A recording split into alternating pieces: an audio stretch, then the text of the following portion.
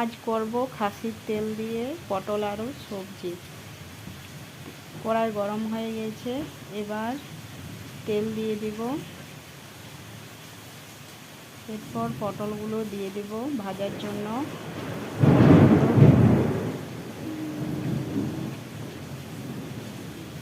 ভেজে নেব।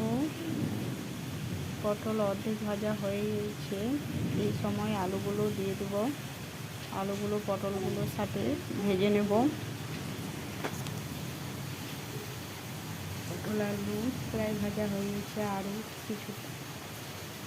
কিছুক্ষণ ভেজে নেব।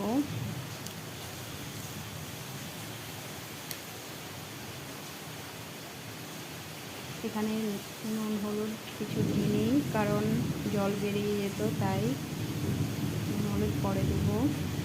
এখানে খাসির তেল, পেঁয়াজ, পটল আলু ভাজা সব মিশিয়ে রেখেছি।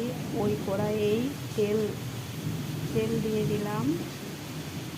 ফোড়নে তেজপাতা, গরম মশলা, পাঁচফোড়ন, লঙ্কা দিয়ে দিলাম। এরপর পেঁয়াজগুলো দিয়ে দিলাম। পেঁয়াজগুলো ভালো করে ভেজে নেব।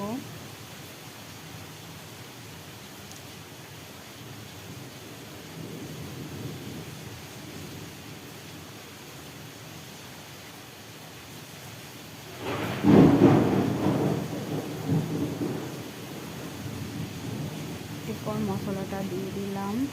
মশলাতে আদা, রসুন, পেঁয়াজ, ধনে, জিরে, গোলমরিচ সব আছে, একসাথে বেটে নিয়েছি। এরপর পরিমাণ মতো নুন হলুদ দিয়ে দিলাম। এরপর কষে নেব, একটু জল দিয়ে কষে নেব। এরপর খাসির তেলটা দিয়ে দেব। এই সময়েই দেব, যাতে আগে দিলে গলে যেত, তাই এই সময় দিলাম। একটু নেড়ে নিলাম। তারপর পটল আলুগুলো দিয়ে দিলাম।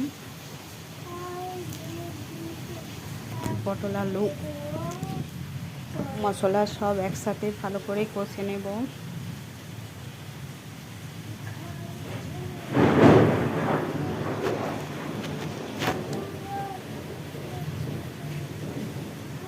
সব একসাথে ভালো করে কষে নিয়েছি। এরপর একটু জল দিয়ে কষে নিচ্ছি। তারপর সিদ্ধ হওয়ার জন্য পরিমাণ মতো জল দিয়ে